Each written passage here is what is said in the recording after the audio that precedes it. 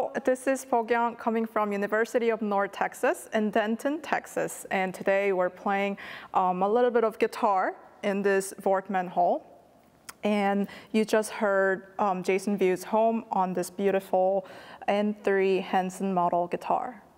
I just picked it up, and the radius on the guitar is actually very comfortable, and having a small hand, I always kind of look for the comfort in my left hand and both right hand playing, and I just did a little bit of tremolo, and the sustain is so beautiful that it's very easy to play. Well, I love playing tremolo in general, and I think tremolo on the guitar is just a beautiful thing. And because of that, I ended up playing a lot of tremolo pieces. And at one of the concerts, the audience member came up to me and he said, "Hey, do you know this piece by Jason Vieaux? It's a beautiful piece. I think you'll enjoy it." And that's how I came to know it. And I know, of course, Jason's amazing playing as a player, but I really didn't know his writing and him as a composer. So this was a great way to get to know him as a composer. The next piece I'll be playing is Adagio from Sonatina by Cecil, Refik.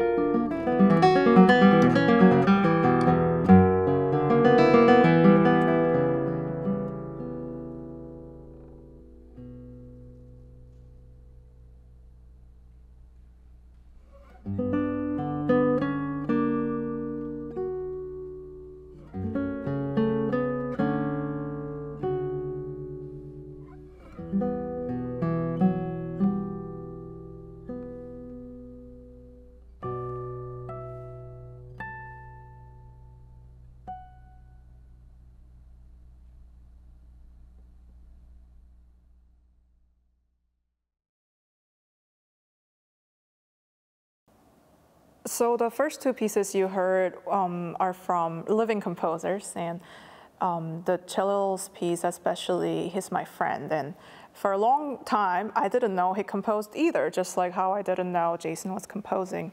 And one day I was on YouTube and I saw him playing his own piece and I thought, what? How did I not know about this? So I started digging through and I went into this rabbit hole of just learning all of his pieces, and I'm continuing to do so right now. And I just love all his harmonic language and how lyrical everything is. And this piece is a great example of that. So if you know Cecil's playing, he's an amazing player, and if you look at his videos, he can do any kind of thing on his guitar. And while that's great, when you're playing his pieces, just like, you know, when you play for example, Regandi or things like that, when the composer is a guitarist himself and they have amazing capability on the guitar, the music tend to be very difficult to play. Cellos is not as difficult because it's very idiomatic, but again, me having very tiny hands, sometimes I find it challenging to do certain chords that the piece is requiring. And I started thinking about all these shifts and things like that, and I thought, oh, you know, you need to do more stretching rather than shifts in these pieces. And in general, when I'm playing his piece, that's something that I'm considering using more stretches than shifting. So usually I play on 640 guitar, and I transitioned to that in early 2019. So I've been very used to playing a little guitar. And so today I was a little bit worried about using, again, 650, but I really didn't feel the difference too much because, again, the radius, the fingerboard has really helped me. And other than that, the guitar really feels very nice, easy to play in my hands. Moving on, I'll be playing Etude No. 4 by Francisco Mignone on this Orfeo model.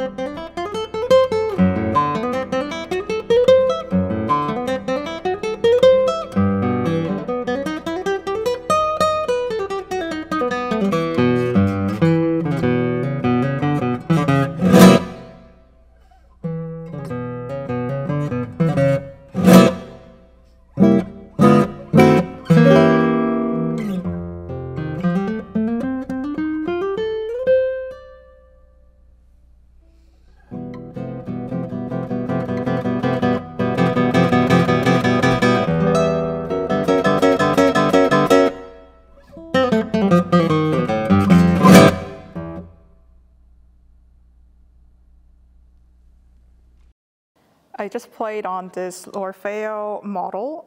It has cedar top and it has Madagascar rosewood in the back and the side. This etude, again, I came across it through my friend, and my friends are the biggest inspiration for how I choose pieces, apparently. So this piece my friend was playing, and at the time I've never heard of this composer, and I thought, oh, what is that piece? It's so beautiful, especially the middle section when it's very lyrical. And my friend said, oh, it's this Brazilian composer, and I never thought I would have guessed that. But anyway, so I immediately fell in love with the piece and started digging through, again, all of his works for the guitar. And yeah, it's only been very recently that I started programming this in my concert, and the audience seems to really like it as much as I do.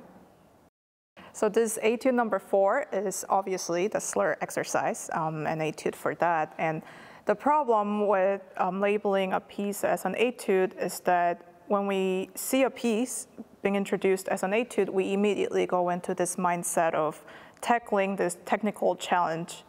So I would like you to, of course, work on that, but also kind of distance yourself away from that side of thinking and just listen to it and analyze the piece as you would do with any other concert piece, and you'll just find it way more enjoyable to play this etude that way.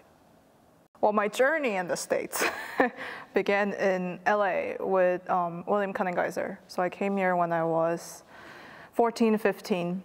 We emailed him, well, because my dad, my parents are not musicians, so they didn't know what to do after, having won GFA, the youth competition. And so they're like, what do we do with her? So what he did was he just emailed all these famous guitarists everywhere, with my video saying, can she come and study with you perhaps? And of course, all of them actually, except for Bill, said, well, she can come to the university, but I was 14, so that wasn't an option then.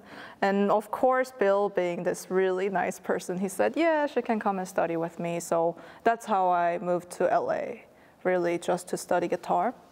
And then from then on, I auditioned for Juilliard, and that's when I started studying with Sharon Isbin, and I stayed with her for 5 years, and that was just amazing. She really taught me from really ground zero, because Bill, I only got to work with him for a year, so he gave me a lot of things to do, but he didn't get to go into details, and Sharon really got to. For some reason, I didn't have a lot of basic information about music, so for example, if she said phrase here, I wouldn't know what that meant, so she really had to really build me from ground zero, so I really appreciate all their work. And after that, I went to USC to study with Scott Tennant for my DMA, and he was also wonderful, just kind of building me as a musician, because if you know him, he's just really nice. He's just a nice person, so I would go in every lesson really anxious, and he would say, it sounds fine, it sounds fine. If you think it sounds good, then it's good, which is something that I was having a lot of trouble with back then. I had really insecurity about my decisions and things like that. So him kind of giving me assurance that way really helped build my confidence. So, and then luckily I got a position in at Cal State Fullerton. For about a year and a half, I got to work with amazing students, but also I got to work with Martha Masters. Just again, I think Guitar Society just has full of nice people, but she was just a really big mentor for me now, besides from playing, just being a woman in the industry and such. And then, again, I was very lucky to get the position that I have now here at UNT. And it's been wonderful since then. Moving forward, we'll be hearing the third movement, Allegro, from the same sonata by Cello Kaya on this N600 model.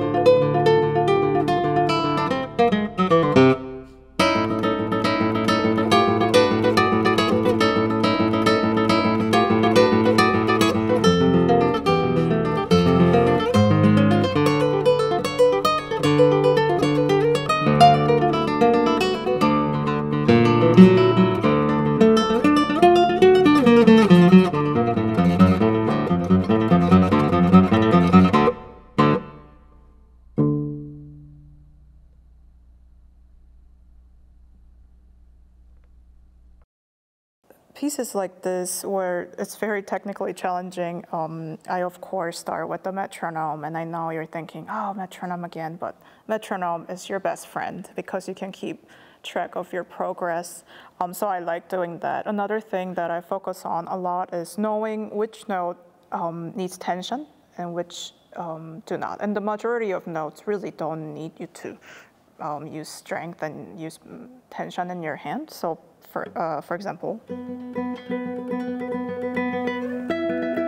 I really only focus on the top notes and making sure the other fingers are really relaxed at all times so that I'm not building up excess tension in my hands. Well, teaching has been a lot of fun. And of course, it's just the students who are amazing, just amazing human beings. But I find that it challenges me to become a better musician because I can only teach what I know in a way. So if I stay at my current level constantly, then I can only teach students up to my level. So I find myself keep having to, in a way, expand my horizon and go further than where I'm at. And it's like a very healthy cycle for me. So then I can teach better, which then kind of feeds my playing, and it just kind of becomes this very wholesome loop. So this is entry-level Altamira guitar, and I just got to really try it out for the first time, and I was really pleasantly surprised at how great it is. And I mean, even compared to some of the more higher level ones, I think it really stands out. To end the video today, I'll be playing La Smile of Love by Nicky Sohn on this bicycle guitar. And I hope you enjoyed all the musical selection that I chose for the video, and also enjoyed listening all these different guitars.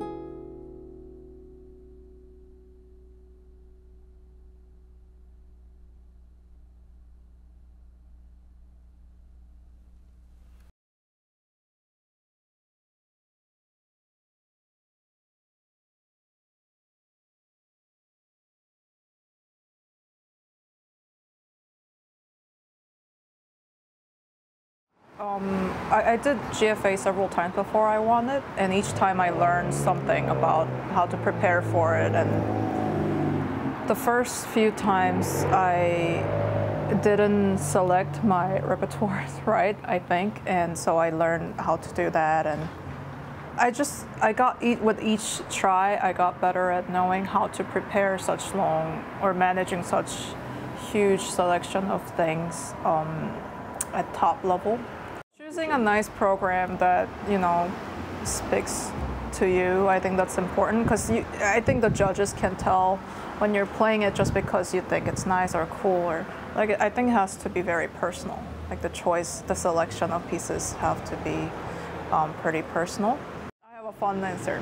Okay. So I didn't realize, being a female guitarist too, that the choice of what you can wear is pretty limited, or for me at least, because I'm always prioritizing what's comfortable. So I don't wear a dress because I feel like the guitar slips down. So okay, then I can't wear that, and I don't like wearing maybe something that shows off my arm, because then it shows off, it shows like the sleeves that I'm wearing. So like little things like this actually takes a long time to decide what I wear. And I know it's silly, but super important. And that's something that I didn't realize during when I was a student doing lots of competitions, which I knew because I was just so focused on doing well in the competitions that I wouldn't go out. I would just stay in my Airbnb or hotel room, whatever it is, just practicing. But after having done GFA tour, I realized that's actually more important, knowing the people, meeting community, because at the end of the day, those are the people who will invite you to come and play, and connection really matters. The reason why I liked USC so much was because it was like a very nice guitar community, strong guitar community, and I still talk and work with all the guitarists that I went to school with back then. So I want to emulate that at UNT, having really robust guitarists, but not just in playing, but just this kind of cohort of really nice people doing guitar together and supporting each other. So that's what I prioritize the most at the moment.